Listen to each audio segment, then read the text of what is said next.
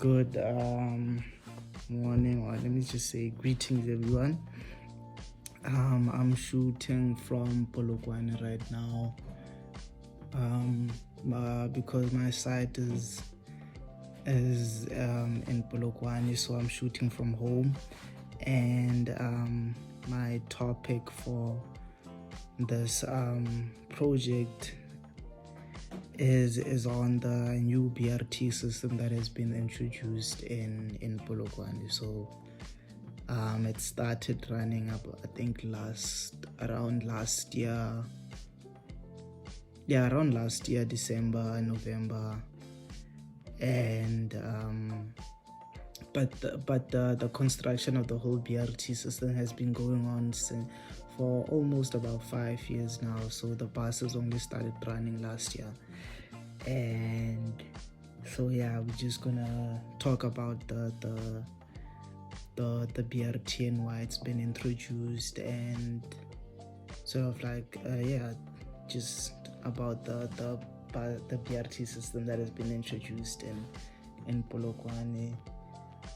For those who don't know, Polokwane is a city in South Africa, northern region of South Africa, in a province called Limpopo.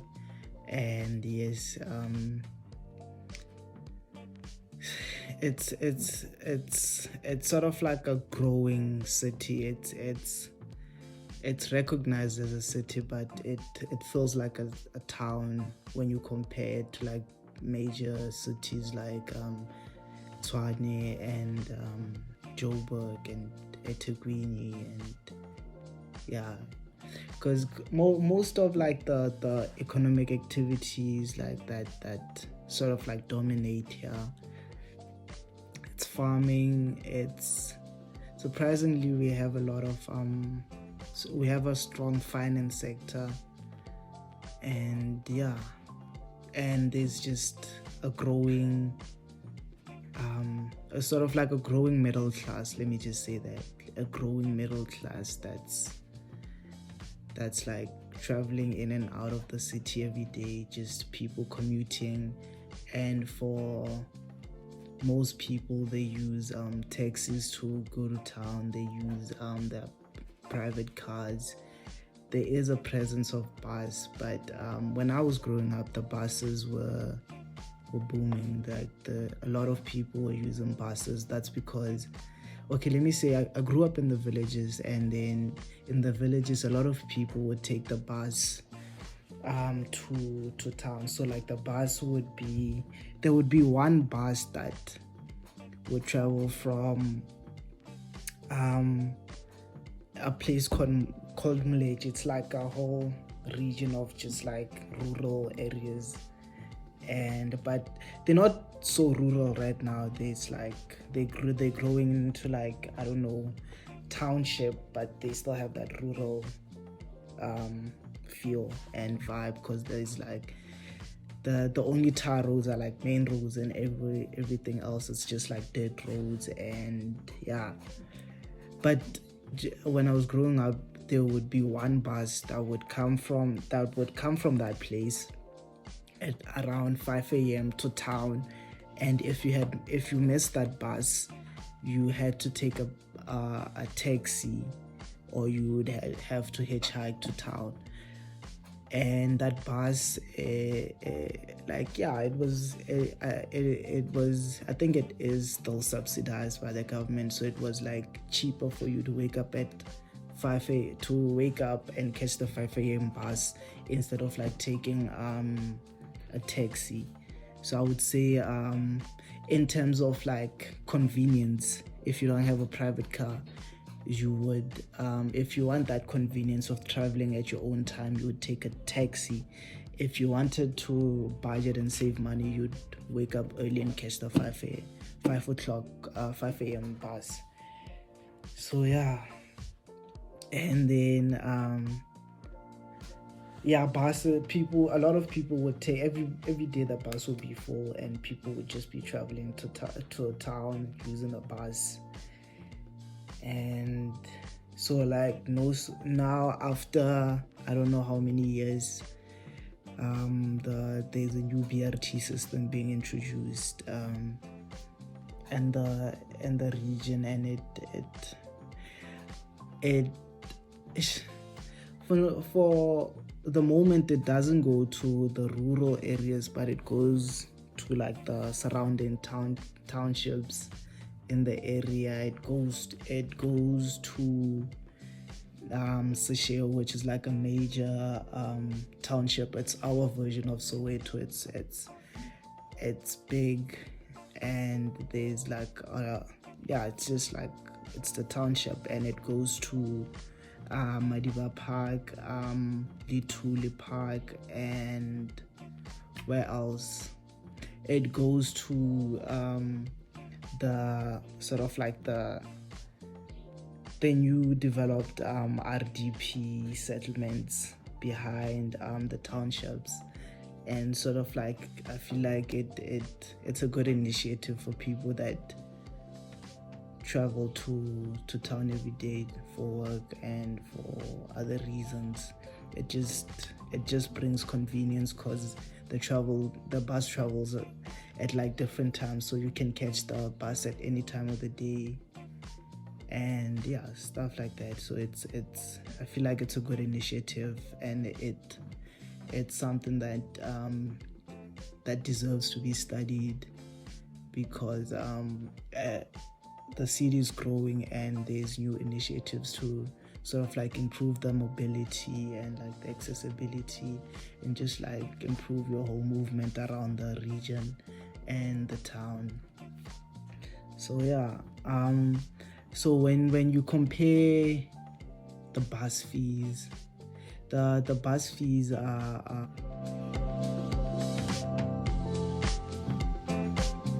buses got introduced. There was a whole month of free traveling, so that like people can get the whole bus travel experience, and just like get the whole feel of how it functions and how you would use it to get to and from places. And it was a whole free bus service for like a month. And when you compare the now it's not free anymore. When you compare the bus fees, taking a taxi, let's say taking a taxi from Seshego to the CBD of Polokwane, it's around 15 rands there, depending on where you got on the taxi. So like the closer so like if your house is closer to the town, so like the fee would be lesser than someone who stays like way back in like deep inside the townships. So let's say the taxi fee is like 15 rands to go to the CBD. With the bus it's 10 rands, so it's like 5 rands less. You save 5 rands, and it basically uses the same route, and because of like the demarcated roadways for the buses, because it's a BRT. So how you get your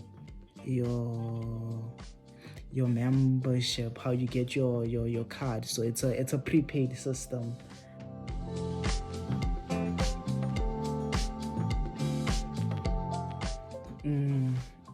About the membership thing, I decided not to speak about it, because I got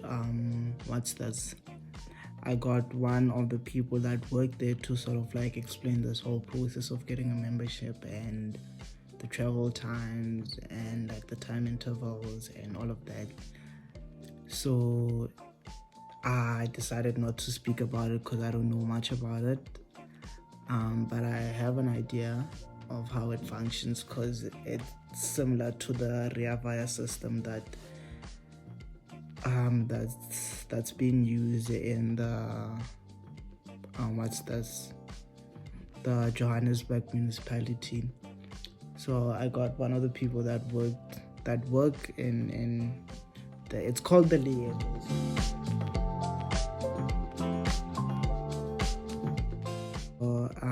it's called Leeto la Polokwane, so the direct translation is called Trip to Polokwane, so you can get a whole sense of how they named it, how like the main aim or the main focus of the BRT system is to get people into the city, is to make it easier to travel into the city. So yeah, it's that. And I'm just gonna speak about the whole general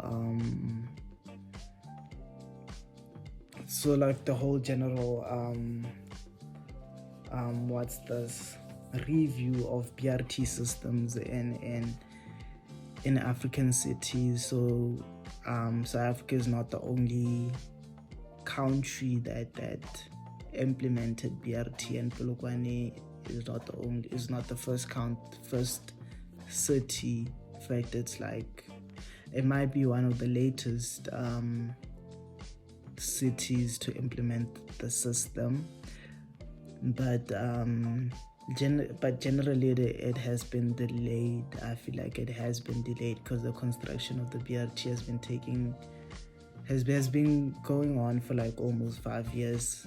Throughout my high school and my varsity, I've been seeing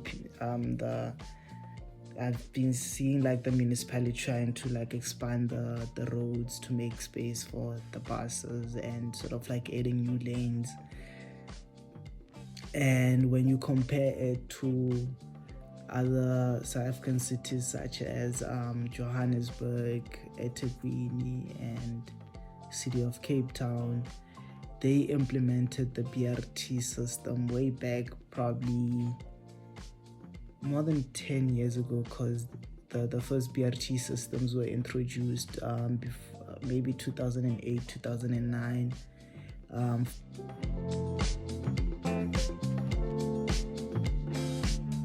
The 2010 FIFA World Cup, and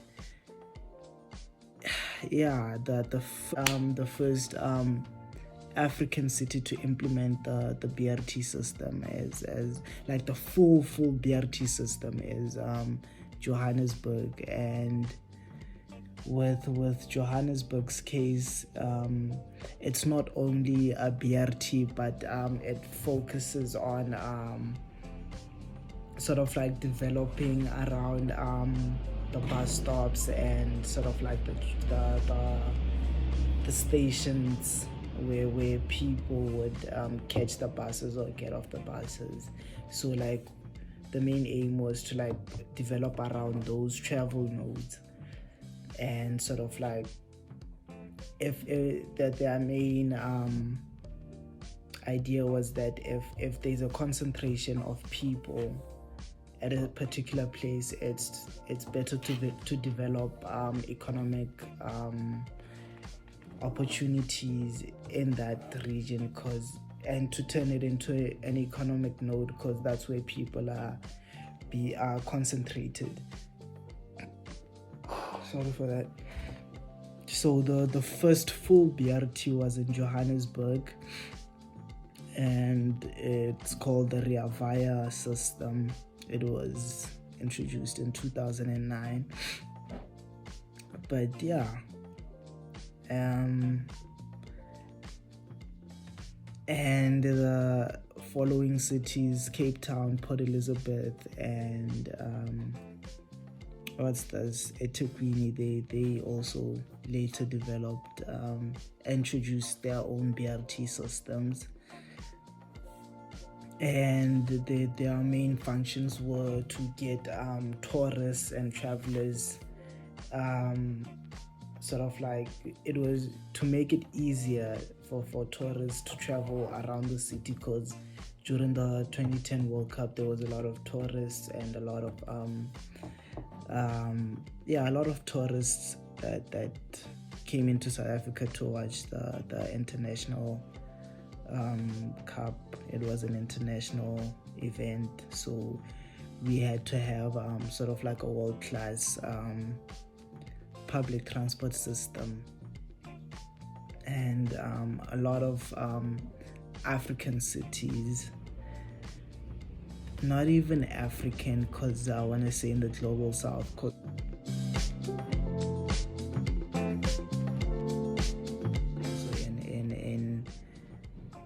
In South America and in India and other sort of like Asian countries, they have sort of like their own form of public transport. And what's this? It's the general term, the sort of not the general, the umbrella term for the whole informal public transport system. It's called the paratransit system. So it's basically minibus taxis, which can fit about 10 to 15 people at a time, and they're just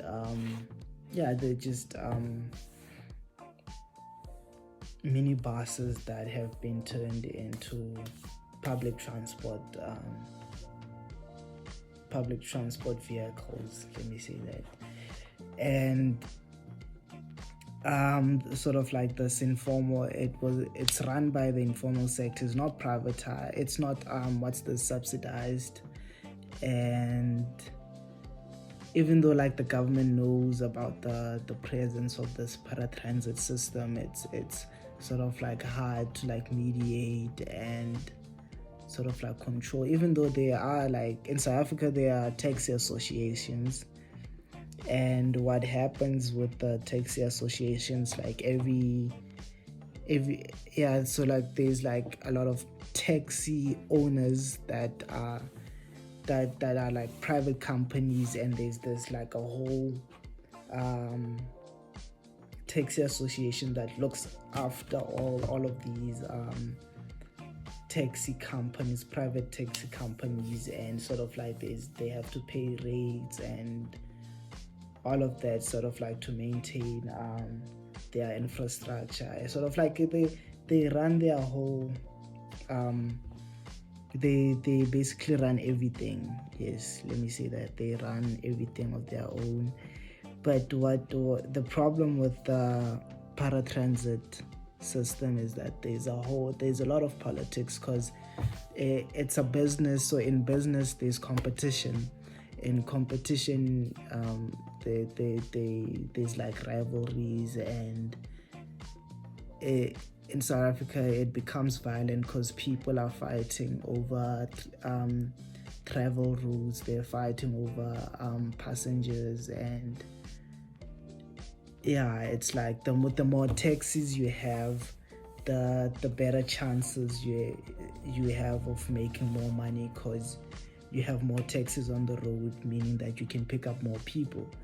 But it's sort of like it becomes a monopoly, and taxi bosses sort of like end up controlling whole neighborhoods in terms of like taxi transit. And in South Africa it ended up turning into like a violent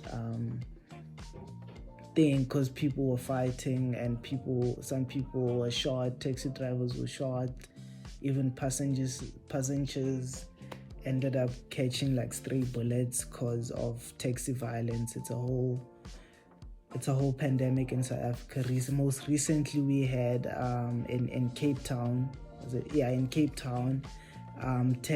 people were scared of using taxis. Even buses were scared because of like people being killed on the road and people being shot, because they feel like other taxi companies are taking their customers, so it's better to eliminate the competition. So when tourists came into South Africa in 2009 and 2010, for us to have a world-class public transport system, we had to eliminate all this taxi violence, and sort of like to make it safer for tourists to travel in around the city and just to like explore also South Africa's a huge chunk of South Africa's GDP comes from tourists. So like we have to make it easier for tourists to come back and sort of like enjoy the city and to bring their friends. Like it's a good initiative to invite tourists and make them feel safe in our city. So our public transport system needed to be improved in order to just like achieve that whole that whole safe feeling of traveling around and just like putting a good name on South African cities. So that's why the BRT systems were introduced, and to like sort of like make it easier and safer to travel.